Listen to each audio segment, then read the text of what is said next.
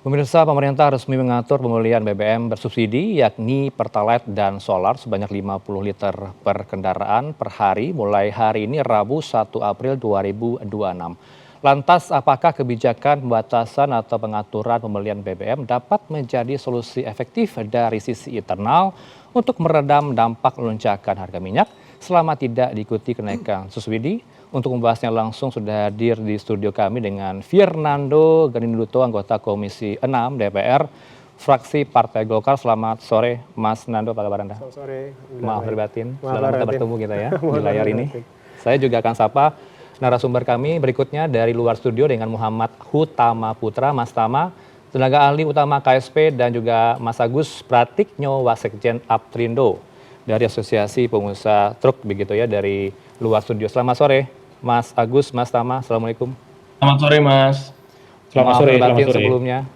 Terima kasih sudah meluangkan waktu. Baik, Bapak-bapak, saya mulai dulu dari Mas Tama. Ini yang menjadi apa ya keraguan-raguan bagi publik dan juga cukup apa ya membuat publik menjadi tidak tenang tidurnya, Mas Tama. Apakah akan ada kenaikan BBM harganya subsidi? Pada dasarnya kalau kita ketahui bersama, seharusnya sudah sangat clear ya apa yang disampaikan, baik yang disampaikan oleh Pak Mensesnek maupun penyampaian kebijakan yang dilakukan oleh Pak Menko Perekonomian, Pak Teddy, Pak Seskap, Pak Menteri SDM, itu kan sudah sangat clear bahwa saat ini yang dilakukan oleh pemerintah adalah kebijakannya lebih ke arah transformasi budaya kerja, termasuk juga melakukan penghematan energi. Jadi untuk mengambil langkah menaikkan harga itu tidak dilakukan saat ini. Jadi kalau publik masih khawatir, kalau kami melihatnya harusnya sudah sangat clear ya apa yang disampaikan, dan saya juga melihat saat ini pun di beberapa SPBU, saya melihat di sekitar tempat saya pun sudah tidak ada lagi yang mengantri panjang gitu ya, kalau saya melihat seperti itu di dekat sekitar tempat saya. Meskipun secara yang dilakukan oleh KSP itu juga memonitor khususnya di bidang energi, itu juga memonitor sejauh mana saat ini cadangan BBM kita, termasuk juga pemantauan yang akan dilakukan seterusnya. Nah, kalau yang saya sampaikan tentunya kebijakan ini kan akan dievaluasi.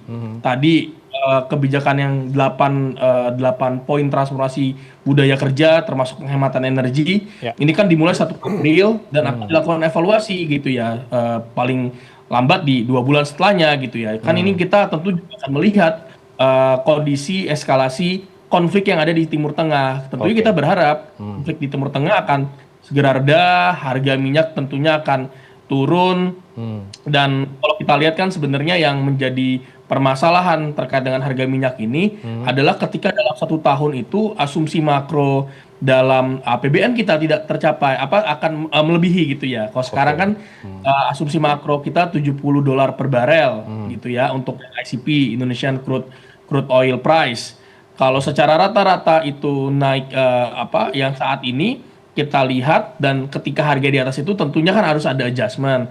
Nah, saat ini yang dilakukan adalah tadi transformasi budaya kerja di mana ada WFH, work from home. Tentu ini bekerja, bukan artinya tidak kerja gitu ya. Jangan lupakan ini adalah kerja juga namun dari rumah, sehingga tidak perlu mengeluarkan biaya untuk transportasi, biaya untuk beli bensin, termasuk juga ini langkah untuk melakukan penghematan energi kita gitu ya. Saya ngambil contohnya seperti ini Mas.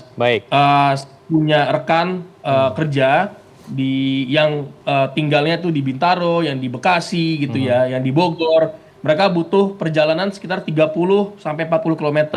Bayangkan berapa banyak konsumsi BBM yang diperlukan gitu ya. Nah, ketika ini ada WFH kan tentunya akan menghemat gitu ya, pengurangan juga konsumsi BBM. Jadi lebih ke arah sana Mas yang dilakukan oleh pemerintah saat ini. Selain WFH ada penghematan energi lainnya dilakukan, yaitu skema pembatasan atau pengaturan pembelian BBM subsidi begitu ya, baik Pertalite dan juga Solar. Bisa dijelaskan ini berapa liter per hari yang diperbolehkan, Mas Tama? Ya, jadi ini seperti apa yang sudah disampaikan ya oleh Bapak Menteri SDM, yang saat ini pembelian sebutannya bukan pembatasan ya, tapi pengendalian. Pengendalian dari sisi pembelian dari BBM gitu ya, khususnya untuk yang subsidi. Jadi khusus untuk Pertalite, biosolar gitu ya, yang selama ini disubsidi pemerintah, itu ada pembelian maksimal tuh 50 liter per hari. Nah, ini tentu jangan kita lupakan juga, ini sebenarnya bentuk dari kita tidak buang-buang BBM gitu ya, secara percuma gitu ya, atau melakukan kepanikan akhirnya nyetok berlebihan, bukan seperti itu yang kita harapkan gitu ya. Dengan adanya pembatasan ini tentu kita pahami juga, misalkan contoh saat ini kan kita tahu ya, seperti transportasi umum itu juga membutuhkan biosolar, transportasi logistik itu juga membutuhkan biosolar. Pantauan yang kami lakukan, monitoring yang kami KSP lakukan dengan BPH Migas tentunya tadi saya sampaikan ya. Jadi ada tim energi sendiri, kebetulan saya tenaga alih utama di bidang industri perdagangan keuangan. Saya memonitor saat ini, itu pun juga dilakukan pembahasan gitu ya. Jadi tentunya pembatasan-pembatasan yang saat ini itu diharapkan poinnya adalah agar tidak ada konsumsi yang berlebihan maupun stok yang akhirnya itu yang berlebihan. Seperti itu, Mas, sebenarnya. Ya, kami juga sudah menyiapkan grafisnya, semoga bisa diputar ya nanti di tengah dialog ini, soal skema yang diberlakukan bagi jenis kendaraan 50 liter per hari. Saya akan langsung lempar ke Mas Agus.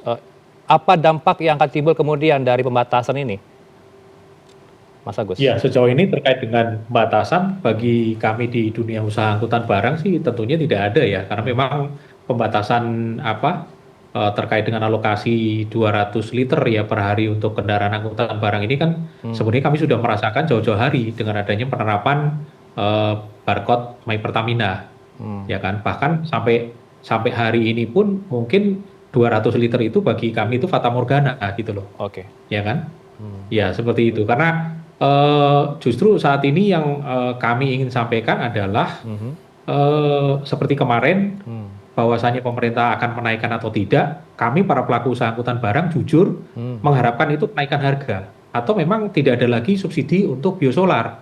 Mengingat fakta di lapangan, kami ini pelaku usaha angkutan barang ini jujur susah sekali untuk mendapatkan solar saat ini, seperti itu. Lantas kemudian bagaimana Mas Nando dengan melihat situasi tadi, nampaknya diminta teman-teman Aprindo bukan subsidi begitu untuk biosolar, tapi tadi diminta harga BBM dinaikkan. Ya. Jadi gini Mas Heranov, jadi kita mesti lihatnya dari keseluruhan ya. Karena hari ini masalah global perang di Iran ini kan dampaknya banyak kemana-mana ya. Negara-negara tetangga kita tuh udah banyak yang harga BBM udah naik menjulang tinggi sekali. Bahkan di Filipina tuh udah disarankan untuk jalan kaki ke tempat kerja gitu karena BBM itu sudah langka sekali. Nah, hari ini kita Indonesia itu dampak itu tidak signifikan di kita. Bahkan kita harga belum naik, subsidi maupun non subsidi udah naik, solar tidak naik, gas dan semua itu tidak naik, dan kita tidak ada dampak yang sangat signifikan untuk saat ini. Artinya apa Pak Heranov? Artinya pemerintah hari ini sudah bekerja keras untuk bagaimana caranya mempertahankan situasi hari ini walaupun perang di sana terjadi dengan tidak mencederai rakyat gitu. Itu kan harus kita apresiasi pekerjaan pemerintah hari ini gitu kan. Nah, tapi tentunya Mas Heranov, pemerintah ini kan nggak bisa kerja sendiri. Ini kan situasinya situasi global gitu ya. Bukan permasalahan yang terdapat di internal di Indonesia. Ini kan permasalahan di global gitu. Nah, otomatis pemerintahnya harus kita dukung gitu. Kita sebagai rakyat, kita kan harus mendukung kerja mereka karena kan membangun negara ini kan nggak bisa sendirian. Kita harus bergotong royong. Nah, gimana cara kita menggotong royong? Pemerintah udah sangat maksimal sekali untuk mempertahankan harga ini. Yuk kita sama-sama menghemat gitu loh. Ini kan menurut saya kan ini kolaborasi yang baik antara pemerintah dengan rakyat Indonesia untuk bagaimana caranya kita bisa mempertahankan ketahanan energi ini atas dampak dari perang yang terjadi di Iran itu. Menurut saya sih ini bagus-bagus. Berarti yang lebih realistis adalah dengan pembatasan pembelian begitu ya, bukan menaikkan harga BBM subsidi. Iya, gini. Saat ini Pembatasan dari ruang fiskal PPN bagaimana? Ya, pembatasan itu kan sebenarnya kan ya kalau kita kan Mas Heranov juga naik mobil juga kan. 50 liter per hari itu sangat banyak sekali Mas. Itu saya pikir kalau muter-muter satu Jakarta aja itu nggak habis-habis 50.000. Bahkan tadi pagi saya dengar salah satu pengamat itu bilang kalau menghemat itu 50 liter tuh seminggu bukan sehari gitu. Jadi artinya ini bukan pembatasan. Ini hanya bagaimana pemerintah bisa mengantisipasi penumpukan itu supaya orang nggak beli dibuang, beli ditumpuk gitu. Ini kan kalau misalnya 50 liter atau mungkin 80 liter untuk angkutan umum itu menurut saya masih sangat cukup dan sangat memadai gitu untuk itu. Jadi saya rasa sih nggak ada masalah. Tidak masalah. Mas Agus, apakah ada dorongan tertentu bagi Anda untuk pemerintah saat ini di tengah pembatasan kuota ini? Pada prinsipnya gini, apa yang disampaikan tadi Pak anggota Dewan tadi kan, kalau untuk pembatasan untuk kendaraan pribadi sih, secara prinsip kami setuju ya gitu loh. Tapi kalau kita bicara kendaraan angkutan barang, kita ini kan bagian urat-nadi daripada logistik, ya kan? Bahwa keterlambatan kami mendapatkan BBM itu akan berpengaruh multiplier efeknya itu kemana-mana, ya kan? Yaitu waktu, nanti akan biaya. Nah itu nanti akan menanggung siapa? Yang menanggung adalah akhir nih pengguna jasa akan dibebankan kepada harga barang. Nah jadi multiplier efek inilah yang harusnya dipertimbangkan gitu loh. Jadi bukan dalam artian bahwa kami menolak yang namanya pembatasan atau kita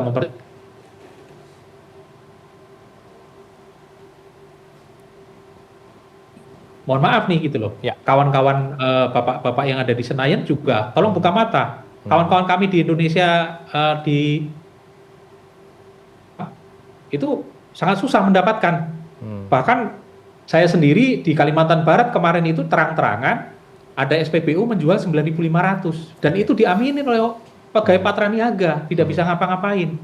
Seperti itu. Lah hari ini Pak, ya ini juga tolong didengar juga. Hari ini setelah kami para pengusaha angkutan barang terkena dampak SKB larangan beroperasi 17 hari, kami mau menerima adanya larangan, adanya penyelenggaraan angkutan lebaran. 17 hari kami diliburkan, kendaraan sumbu 3 tidak beroperasi. Tetapi mengejutkan tanggal 30 hari Senin ketika kami beroperasi, kami tidak bisa mengakses, mendapatkan biosolar. Kenapa? Barcode kami diblokir secara sepihak oleh Patraniaga. Seperti itu. Lah ini bagaimana? Sedangkan kami untuk recovery itu butuh waktu 14 hari. Lah selama 14 hari apakah kami tidak boleh beroperasi? Bagaimana nih akhirnya pemerintah nih seperti ini? Langsung Mas Tama dijawab keluhan tadi. Ya baik. Jadi pada dasar tadi sebenarnya sudah dijelaskan ya. Kalau saya melihat ini yang dilakukan langkah yang dilakukan pemerintah untuk menahan harga, pada dasarnya kan dipertimbangkan banyak hal Pak Agus.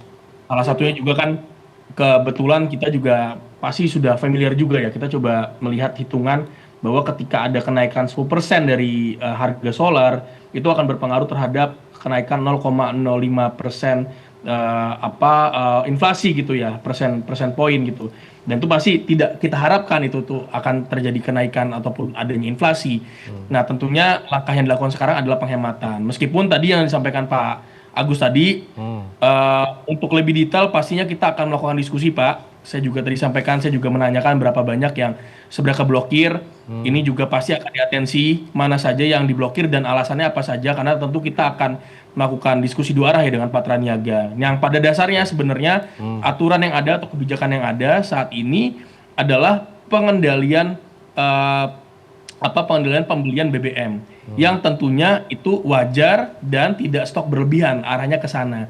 Namun apa yang tadi disampaikan Pak Agus tentunya atensi juga Pak buat kami untuk melakukan tindak lanjut dengan instansi terkait gitu ya. Dalam hal ini Patraniaga, BPH Migas, khususnya ketika ada permasalahan-permasalahan apa yang disampaikan Pak Agus ini. Apakah ini masif, banyak yang terkena pemblokiran, atau ada spesifik yang terkena blokir, tentunya kita harus diskusi lebih dalam Pak. Baik, itu, Pak Agus. Nanti Mas Nando juga akan merespon keluhan Anda Mas Agus. Setelah jeda berikut kami akan kembali dengan para narasumber. Pemirsa tetap bersama kami di CNN Indonesia Newsroom. Kami lanjutkan dialog kami, harga BBM subsidi tidak jadi naik dan pembeliannya pun diatur atau dibatasi. Bersama narasumber di studio ada Mas Nando dan dua narasumber dari luar studio dengan Istana dan juga dari Aptrindo. Selanjutkan dialog ini dengan Mas Nando. Jawaban Anda dari keluhan tadi Mas Agus. Ya, jadi menurut saya masukan Pak Agus itu sangat baik sekali, sangat membantu karena kebetulan kan saya di Komisi 6. Komisi 6 itu kan membawahi BUMN, salah satunya adalah Pertamina. Jadi keluhan-keluhan seperti ini saya penting sekali untuk saya dapatkan, saya dengarkan.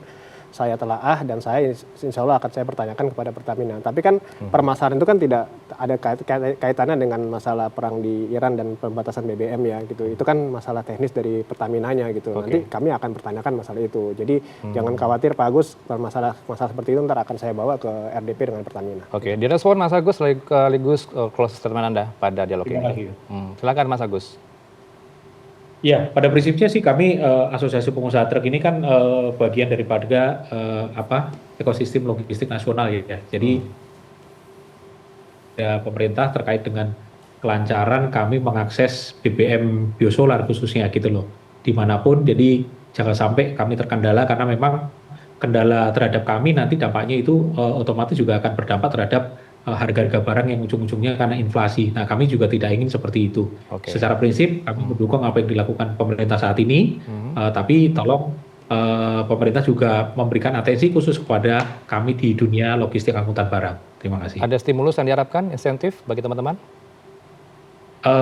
Ya kalau insentif otomatis ya karena kami angkutan barang ini kan sekarang sedang tren setiap saat dilakukan pembatasan operasional. Nah, sampai saat ini kita belum mendapatkan sentuhan dari Pak Presiden Prabowo terkait insentif yang diberikan kepada kami di dunia usaha angkutan barang. Seperti itu. Apakah dipikirkan Mas Tama? Ya, bagaimana Mas tadi? Apakah nanti insentif ini dipikirkan bagi pemerintah yang diharapkan dari teman-teman Aprindo? Tentunya gini, pada dasarnya kita tidak melakukan kenaikan gitu ya, atau tidak melakukan penyesuaian lah bahasanya. Itu kan sebenarnya bentuk insentif untuk menjaga agar tentunya operasional dari pengusaha-pengusaha truk, pengusaha logistik, pengusaha mobil niaga dan lain-lain, tentunya ini tetap berjalan, tidak ada kenaikan kos. Itu yang sebenarnya kita jaga gitu. Nah, ini tentunya perlu dipahami saat ini terkait tadi ya pengendalian gitu ya, pengendalian BBM. Pertamanya udah clear. Ini kita perlu sampaikan bahwa ini bukan jadi suatu kepanikan gitu ya, karena kalau misalkan kita coba bandingkan sama negara-negara lain, responnya berbeda-beda. Tentu masing-masing negara punya permasalahan masing-masing. Tentunya Indonesia dengan beberapa pertimbangan, pemerintah memutuskan untuk tidak menaikkan harga gitu ya, untuk tetap menahan harga.